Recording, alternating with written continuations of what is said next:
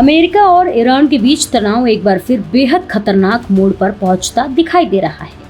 दोनों देशों के बीच लगातार हमलों और जवाबी कार्रवाई की खबरें सामने आ रही हैं।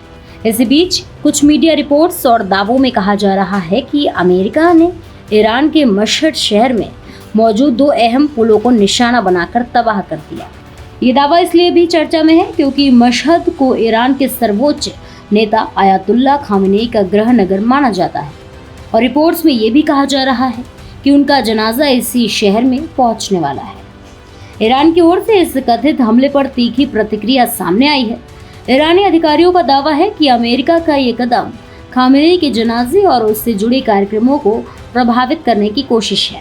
हालांकि अमेरिका की ओर से इस दावे पर कोई आधिकारिक प्रतिक्रिया सामने नहीं आई।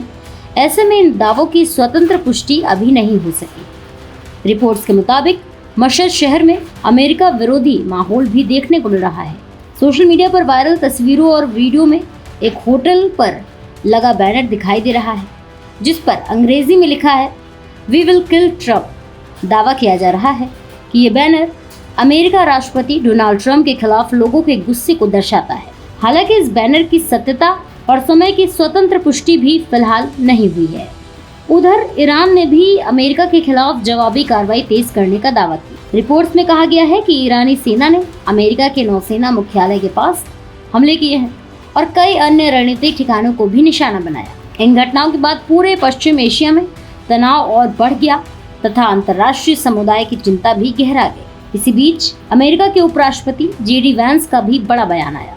उन्होंने आरोप लगाया है कि ईरान के कमर्शियल जहाजों पर हमले फिर से शुरू करके दोनों देशों के बीच हुए हालिया समझौते का उल्लंघन किया गया। जेडी वैंस ने साफ चेतावनी दी है कि यदि ईरान ने एक बार फिर स्ट्रेट ऑफ हॉर्मुज में जहाजों की आवाजाही रोकने या बाधित करने की कोशिश की तो अमेरिका इसका बड़ा, कड़ा और निर्णायक जवाब देगा। स्ट्रेट ऑफ हॉर्मुज दुनिया के सबसे महत्वपूर्ण समुद्री व्यापारिक मार्गों में से एक है, जहां से बड़ी मात्रा में कच्चे तेल की सप्लाई होती है।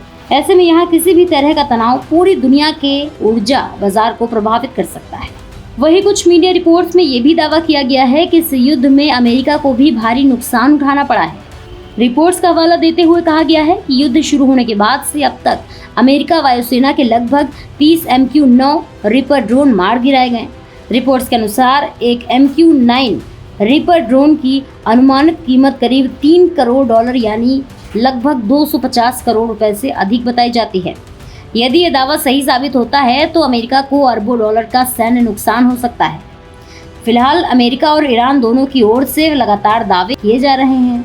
इन घटनाओं की कई जानकारियों की स्वतंत्र पुष्टि अभी बाकी है, लेकिन इतना तय है कि दोनों देशों के बीच बढ़ता तनाव केवल क्षेत्रीय नहीं बल्कि वैश्विक सुरक्षा, तेल बाजार और अंतर्राष्ट्रीय राजनीति पर भी बड़ा असर डाल सकता है। अब पूरी दुनिया की नजर इस बात पर टिकी है कि आने वाले दिनों में और कितना गंभीर रूप ले सकता है। फिलहाल इस खबर में इतना ही। ऐसे ही और भी तमाम खबरों को देखने के लिए जुड़े रहिए भारत एक्सप्रेस के साथ।